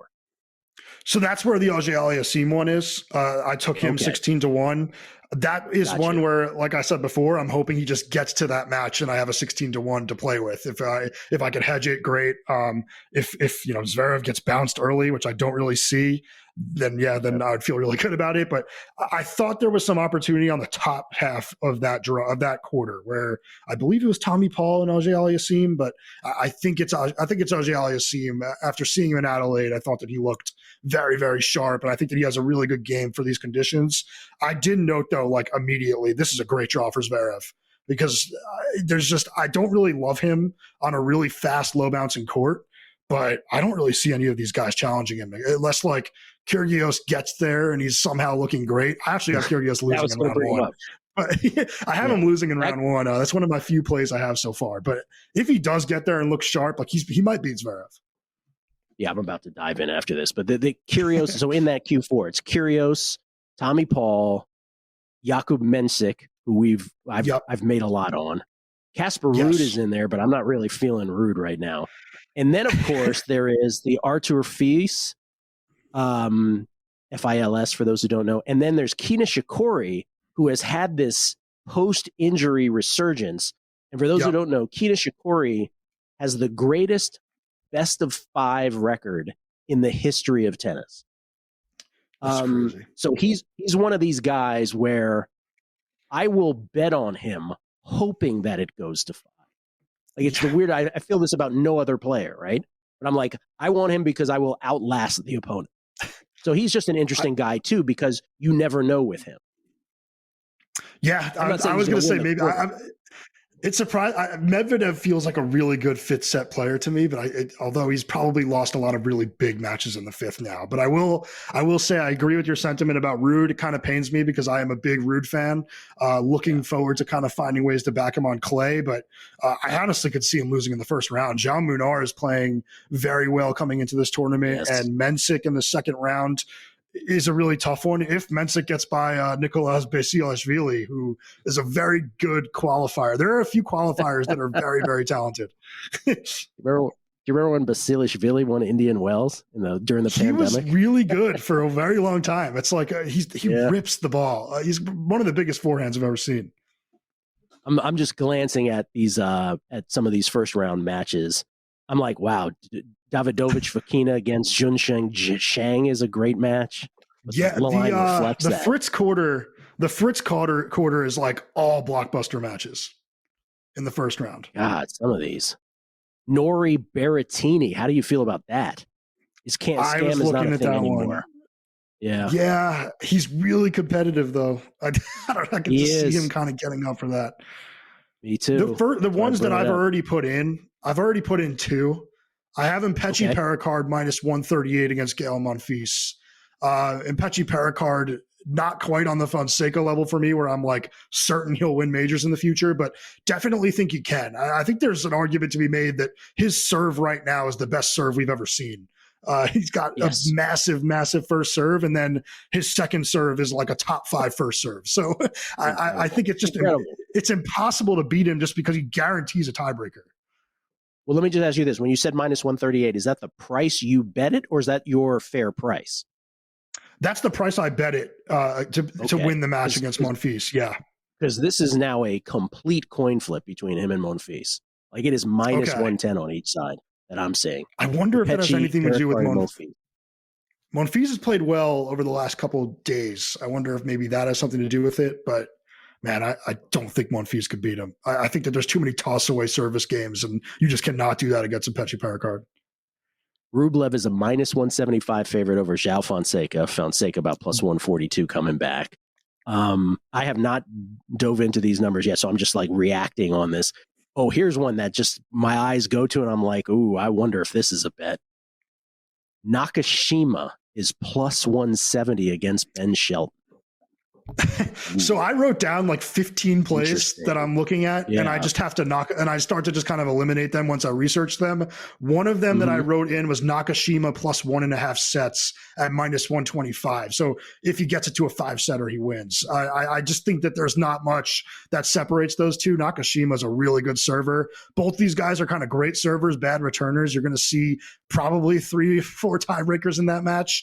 And those are the types of matches where I just want to have, an underdog. Kyrgios is only a minus 122 favorite in his match, which to me is the odds maker's way of saying we have no idea what we're getting. I did take Fernley plus 115. You did? Okay. Yeah. And the only other one I've made, just the last one that I made on the men's side, I took Wawrinka. I put a half a unit on this plus 200 to beat Sonego. I feel like Wawrinka is good for a first round juiced up match, and then he loses in the second round as like his body breaks down and he gets tired. Sonego also is just a terrible returner. I'm not even seeing that listed where I'm looking at Bookmaker offshore. Where is that? Oh, it is in Wawrinka plus 185. Yeah. Plus 185. Yeah. That's day 2. Well, at least they had listed at day 2. Our buddy Todd Wishnev, or at least my buddy Todd Wishnev, he when we would play tennis, he worked on this this top spin backhand, and every time he would do it on me, he would shout. He would shout in the middle of it. He'd be like, Wawrinka, right? Or Stanislaus, he would say. And you know what happened? He did it so much he fucked up his elbow. Now he can't play tennis. Oh no. That's terrible. Yeah. It is terrible. Tsitsipas is going to do the same thing soon. He's not a thing, right? Here. He's got Mickelson in round 1, and if he gets by that, he's got a pretty good draw to the 4th round. What's Mickelson? That's a toss. That might be. I was going to say Mickelson is good on hards. Yep. Let Where is Mickelson? Let me see that one. What's the price you're looking at? Oh, man. Okay. So I have Mickelson here at plus 140. I got to look into these because there might be a bunch of matches here. Ladies' side, what have you bet so far round one? Anything? The only one that I really like so far, I already took it, is Emma Navarro minus 138 against Peyton Stearns. I know you're a Stearns guy. I'm a Stearns guy. I feel like there's a lot of Danielle Collins there, but her serve is just so bad that like a really good returner like Navarro is going to get a lot of breaks. And I just kind of think that Navarro is a decent enough server to get by that match and just kind of picked up some really quality big match experience last year. Stearns is a little bit green. I don't know if I'm a Stearns guy, Zach. I don't know if I can't get there. Like every she lets me down so much. Navarro is interesting because Navarro now made a lot of money betting Navarro last year. She was woefully underpriced in the early part of the year. I think we won a match. I want to say when she played Sabalenka, it was like she was like $4. She was a $4 dog. And then once she started winning those matches, of course, then people recognized, oh my God, she might be one of the best players on tour. She's sort of ratcheted it back a little bit since then, I think. But you might be right. I mean, that's an interesting first round match between two Americans, Navarro and Stern. So you did bet that. Can I interest you? I bet Navarro. I think she's just a little sturdier. It's not much. There's not much of a difference between the two and from the baseline, but I think she's just a little sturdier and like more trustworthy. But the only other one that I have circled right now, can I interest you in Sophia Kenin to win a set at plus 275 against Goff? Sophia Kenin, for those who don't know, won this tournament. She won the Australian Open. I was on Sophia Kenin. This was right before the pandemic. So people don't remember it happening. People probably wouldn't remember it even if the pandemic didn't happen. Because like, Sophia Kenin won a major. When she won a slam, she won it. She is super steely. Like if she's playing well, she's a tough out. Yep. Against Coco, what's your number? What did you say your price was? It was plus 275 to win a set. Yeah, I would have to look into it, but that's kind of juicy. She is like as erratic. She's as erratic as it gets. But and there's a lot of FU to her game though, and I do think that like playing another American, she goes on the court and she believes that she can beat them. There's no part of her that is like, oh, I don't belong here. She's got another toxic relationship, only hers is with her dad. But she is very, very talented. I did text a coworker like when she won that major and was like, that's never happening again. But I do think that there's a chance she pushes her to 3. Wow, I'm just like some of these matches again. And for tennis hardos, this is the most awesome thing in the world. But Bencic Ostapenko is an opening round match with Bencic at minus 196 favorite. Ostapenko's plus 158 coming back. Ostapenko has not been her normal self. Let's make that clear. Yep. But still intriguing to see that that's a first round match. And then there's, I'm going to have to go into these, but there's definitely some where I'm like, okay, Raducanu is a favorite over Alexandrova. Interesting. Yes. I was curious about that one. I don't trust Emma's like fitness and health right now, but I do think she wins that match like 8 times out of 10 if they were to play it in normal conditions for both of them. Well, if that's 8 times out of 10, that's a play on Raducanu based on that. Well, she is injured last week, right, or a week or two ago. Yeah. I do like a Paulina Kudermetova minus 139 against Magdalena Freck. I'm glad you brought her up. So I made the horrible mistake of playing some of these matches in Brisbane and Adelaide. I may use the Australian accent again. Paulina Kudermetova was the only thing I did right repeatedly. Yep.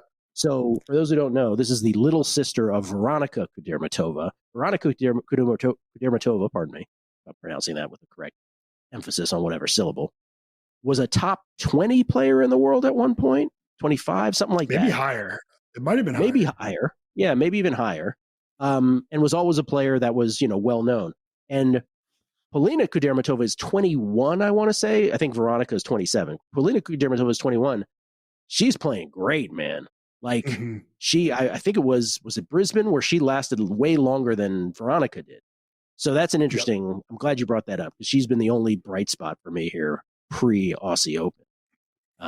I do echo what you kind of said before, though. I think there's a chance Jabeur ends up going pretty far here. I think that a lot of people have kind of written her off because of that injury filled last season, but she does have a pretty good draw.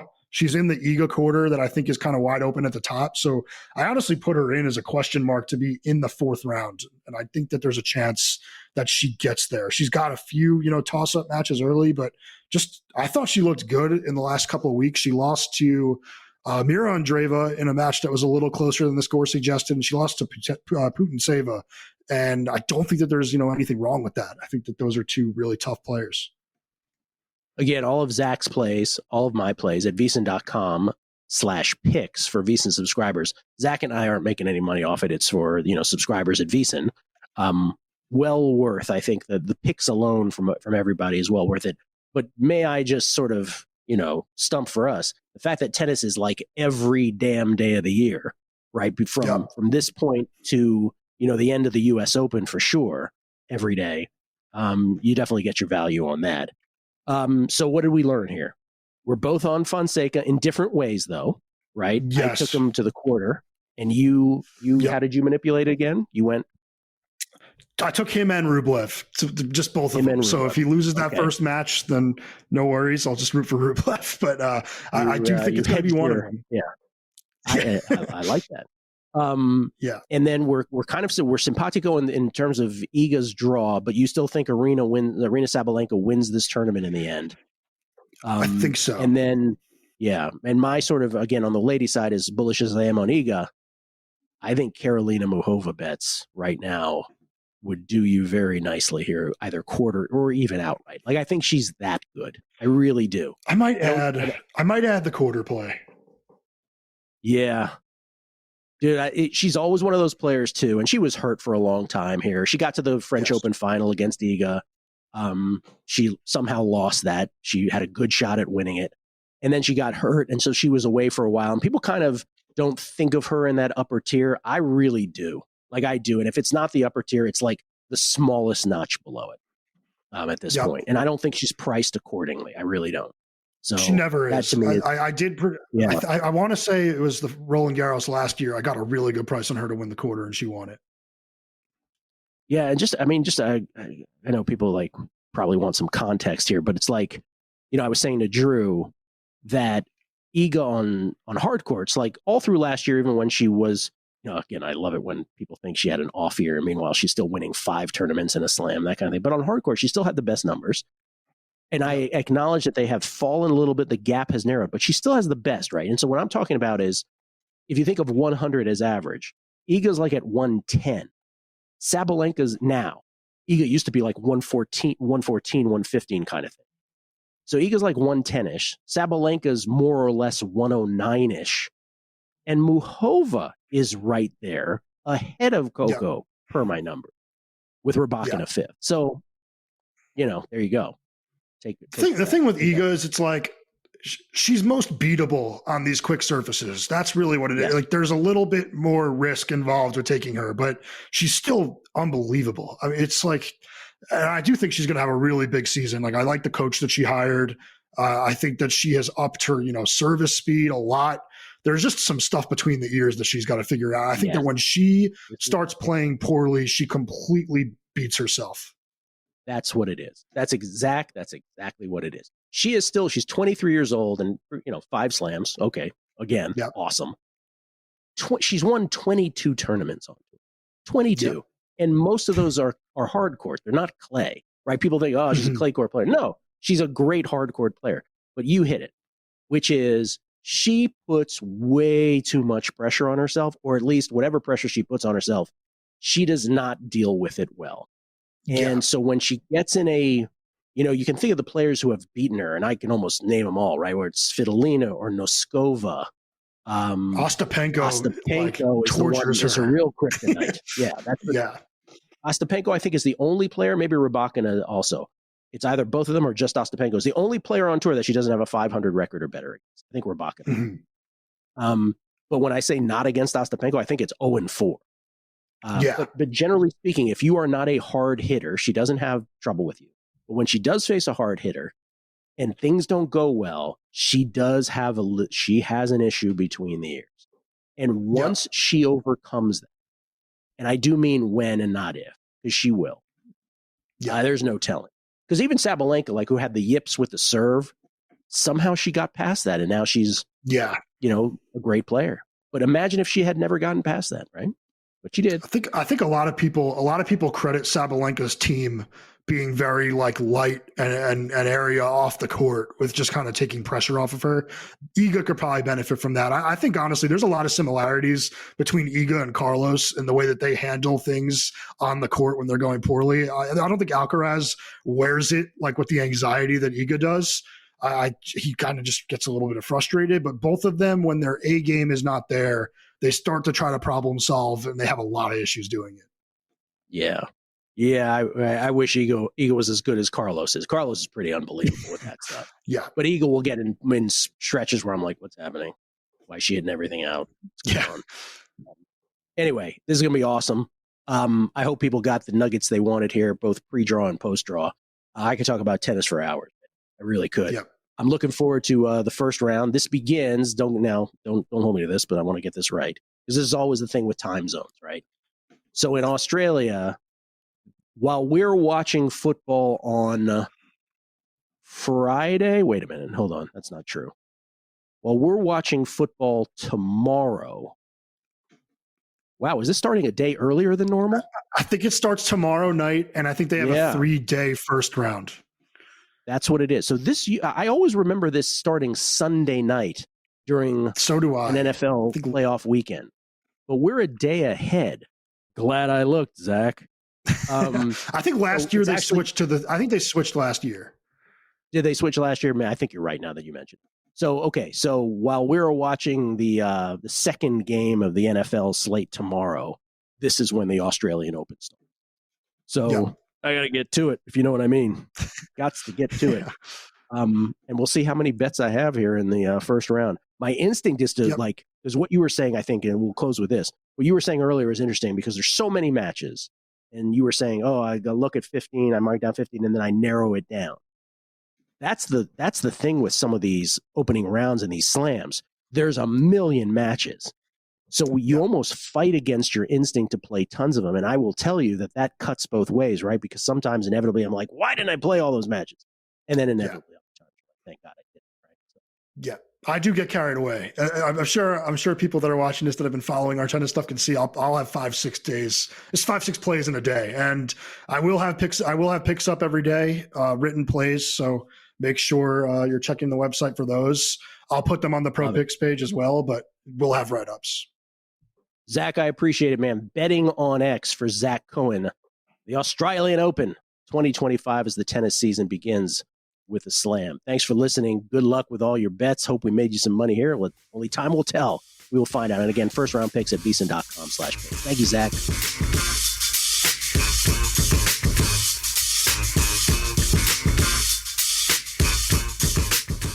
If your job at a healthcare facility includes disinfecting against viruses, you know prevention is the best medicine. And maintaining healthy spaces starts with a healthy cleaning routine. Grainger's world-class supply chain helps ensure you have the quality products you need when you need them. From disinfectants and cleaning supplies to personal protective equipment, so you can help deliver a clean bill of health. Call 1-800-GRAINGER, click Grainger.com, or just stop by. Grainger, for the ones who get it done.